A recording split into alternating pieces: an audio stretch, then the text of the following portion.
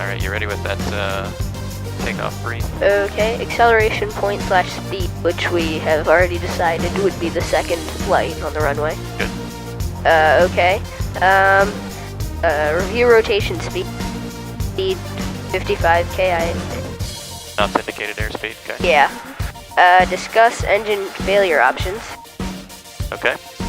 What's our failure options? If the engine fails before we take off, we're gonna just stay the course, stay on the runway, try to stop before we get to the end of it. And hopefully don't run into the barn or the house. Right. If we get up in the air, our only option is to go straight ahead if we're under 500 feet. If we're over 500, we may be able to turn about 45 degrees in either direction, but not more than that. Okay. And if it fails after we're over 1,000, we may be able to turn back to the runway and land the opposite direction. Or if we can't quite get to the runway, we could in the cornfield. Maybe, yeah. Boston traffic Cessna 48753 is departing runway 4, Boston.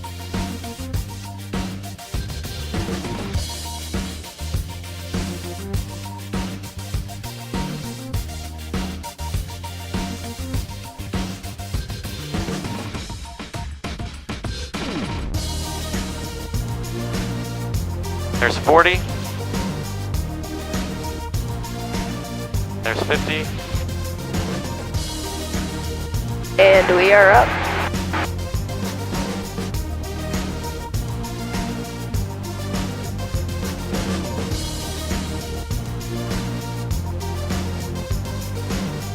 It's a beautiful day for flying. Oh yeah. You looking for traffic for me? Yeah, I guess.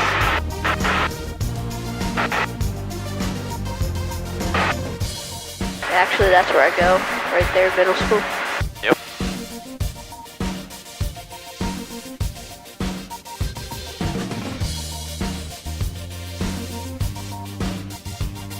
So this dotted line right there. Yeah. We can't go into that area, that's an APG. Alright, so this road right here, this is our street. Right, you can see the hospital, so it'll be right down here on the side. Just follow that road, it's going right down there.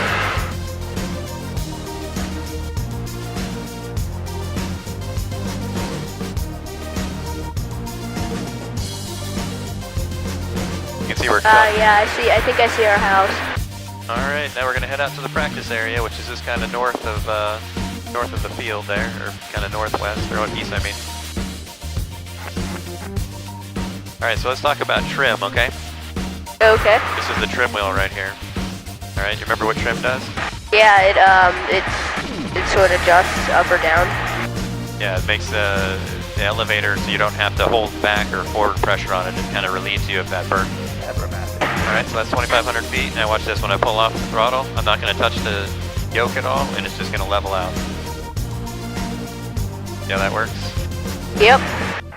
And you'll notice that our trim, this is the trim wheel right here, okay? You notice we're not going up or down right now, we're just kind of going level. The elevators here, they want to keep our attitudes flat. Alright, so if I wanted to trim downwards, I can just push this wheel down and watch what the airplane does. It goes down. Yep. So a couple things happen when that happens. This will start to go down, and this will start to go up. Right? Our speed goes up as we start to point the nose down. Alright? So our goal is to keep the airplane in trim as much as possible. Alright, so we're pretty well trimmed out right here. We're not going up or down. You can tell by the vertical speed indicator. You can tell we're trimmed out pretty well. Alright, so I'm going to pull the throttle back a little bit more again, which is going to make the nose dip down, right? You notice our speed's going to drop. Well, actually, the speed's always going to pretty much stay the same as whatever your trim is. So if I pull this back, and I haven't touched the trim, it's just going to go nose down, and we're just going to start to descend instead. So what I want to do is, if I want to stay straight level, I have to give it a little bit of back trim. That'll bring our nose back up. And our vertical speed is going to stay the same. Alright? So at this point, we're trimmed for what's the speed that we're trimmed for? That would be 90 knots? 90 knots, maybe 91, something like that, right? Yeah. So if I were to pull this back a little bit, what's going to happen? Speed shouldn't change. It would just be how far up and down we are. Yeah, eventually it'll stop modulating. It'll stay around the same speed. But look what happens here. We just dropped 50 feet. We're slowly going down more, right? Yeah. But our speed stays the same. Yep. Alright, go ahead and put your feet on the rudder pedal so that they're out of the way there. Alright, now push on the right rudder, but just softly, just pressure, okay? Right. Just a slight, that's left. Oh. Your other right, this side. Go ahead and push on the right pedal a little tiny bit. Feel how the airplane turns a little bit? Yeah. Okay, go ahead and let off. Good. Alright, we're gonna do increase our altitude, because the altitude under, the elevation underneath is going up a little bit as we go farther north in the water. So we're gonna climb a little bit. The way you climb, you're always carpet full in, full cold, and then full throttle is how you climb. And look, I didn't even touch the trim. All I did is push that in. Look how fast we're climbing. We're climbing at 750 feet a minute right now. Oh, wow. But notice, even when I push that all the way in and it's climbing, look at our speed. Still at 90, right? So the airplane's always going to go the same speed. That's all dependent on whether we're going up or down, right? Yeah. By the trim. But if we add throttle, it's going to make us go higher or lower. Yeah. Okay, once we get up there, I want you to pull this back a little bit. Drop this down to 2200, okay? We're getting close, so go ahead. Pull it back slowly, slowly, slowly, and watch your RPM. To where? 2200. Right now we're at 24. Keep pulling. Keep pulling, keep pulling. A little faster than that. Okay, that's good. A little more. Okay, notice how the nose is coming down?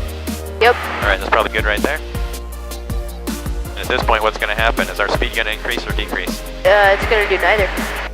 It will go up a little bit, and Yeah. then it'll modulate itself, and then it'll even out at 90 knots. Yeah. Alright, you're looking for traffic over there. Let's go to the right. See any traffic over there? Nope. Okay, I'm going to turn to the right. Actually, why don't you grab this, put your feet on the pedals. When you go into a turn, you give it just the slightest little bit of right rudder and then a little bit of aileron too. Not too hard, just a little tiny bit. And the airplane's going to turn, okay? I'll let you go in first so you can get to your guy.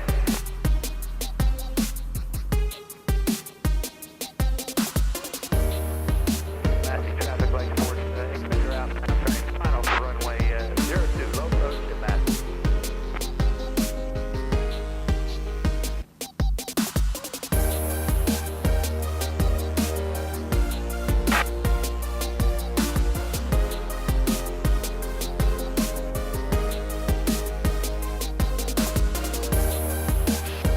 Almost there.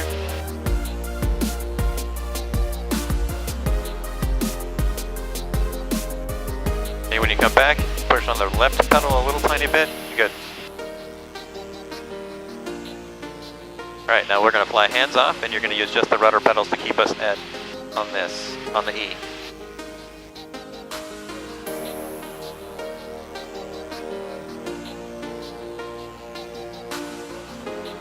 I'll be looking for traffic while you are flying. Notice the nose is coming down a little bit. Means we might have a light tailwind behind us. We don't have as much wind in our face holding us at that, so it's going to start to drop a little bit, and then once it catches up to that speed, it'll start to go back up again. So if you look out ahead of us, I don't know if you can see over the dash very well or not, but there's a water right over there and right over there. That's the Susquehanna River. We'll fly over the top of that. Alright, now I want you to grab the ailerons and make sure that we're level. You can see best by looking out over the nose on that. Don't let the nose go down. Just left and right. You only need one hand, actually just 2 fingers on it. Alright, let's go a little bit to the left here, so make a heading of about 060. 207, November. Only one hand on the yoke. You don't need any more than that. If you do that, you're going to over-control. South, inbound for landing, runway 1, deck straight in. You using rudder pedals too when you make the turn? Yeah. Good. Line W, 1050 turning right base. And when you come back, hit the rudder pedal just slightly before you turn back. 468 Charlie Tango. On which side? The other side? The right side, yeah. Southwest. That's good. Southeast. Give it a little right rudder and turn it to the right a little tiny bit. There you go. Well done.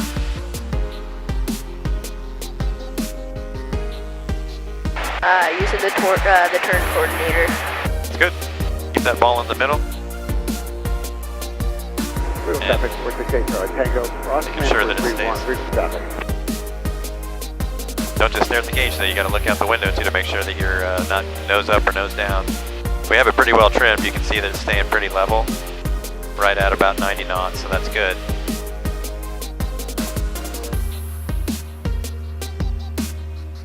All right, let's go ahead and do a turn to the left.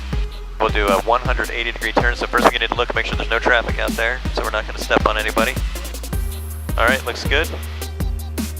And there's, actually, I'll take the airplane. I want you to look out the window down here. You'll see Broad Creek, the actual, looking down there, you see the pond down there, or the lake down there? Oh yeah. That's Broad Creek. Oh, that's cool. 1138 Echo, turning left base 401 Harbor County.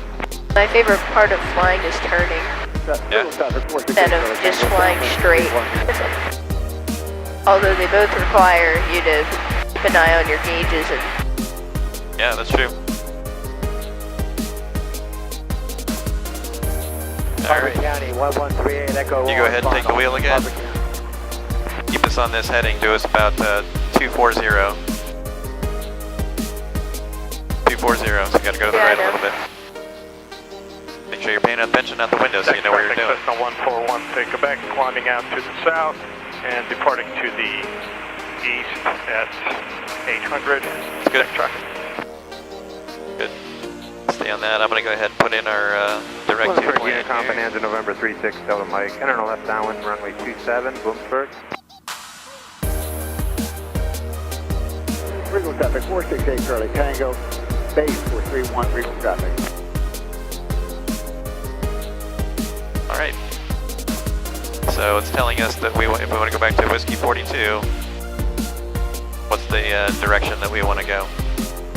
It says here we got to do a 220 heading. So let's head out to 220.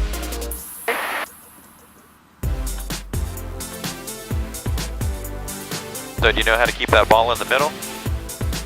If the ball comes off to one side, like it says, if it goes over to here, what do you do? Go the other way.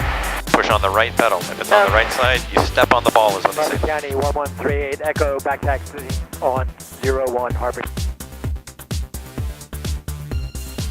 At this point we have a little tailwind. You can see we're doing 102 knots across the ground. But if we look over here, we're only doing 85. If you want to, you can do some small turns left and right. Just make sure that we're still heading towards Whiskey 42. Cecil County Claremont traffic, Grumman Traveler 9498 Lima is 2.5 to 3 miles south. It's going to be entering a 45-degree left downwind for 31 Cecil County Claremont. All right, so we're gonna have to lose some altitude here. So I'm gonna pull the car, Pete. We're gonna do this.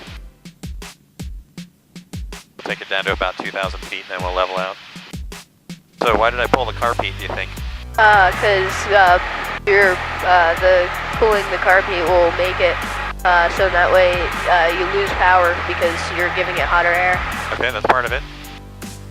More importantly though, when you pull it down past this green arc here, the RPM, that's when you're more susceptible to carb ice. So you pull on the carb heat and it'll keep carb ice, well, it should keep carb ice from forming because it warms it up. All right, get our landing checklist out. Okay, fuel valve on. Yep. Flaps as required. Yep. Mixture rich. Yep. Throttle as required. Yep. Carburetor heat on. Yep. Trim as required. Landing light on. Good. Got them all. Okay. So our field elevation or our pattern altitude should be 1,260 feet. So we're descending down. We're going to enter the left downwind here in a second. Honestly, you might need to print one of these off for me so that way I can play my game. Like, just professionally. All right, we're in the pattern, so it's sanitary cockpit now. Okay. Boston traffic, Cessna 753 is entering left downwind, runway 4. Boston. Go ahead and pull this back to 1500 RPM. 3 rolls of trim, that'll slow us down to flap speed. Once we're in the white arc, 1 flap, 1 notch of flaps. Our target speed's 70 knots at that point.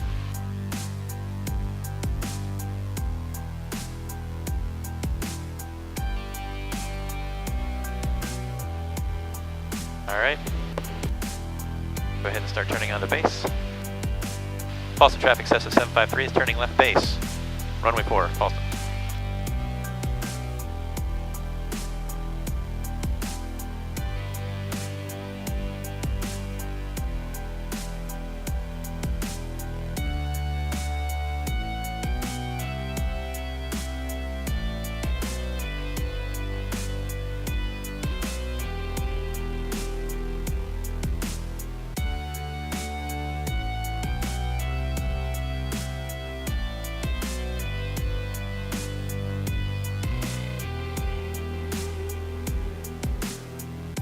Boston traffic Cessna 753 is turning final. Runway 4, Boston.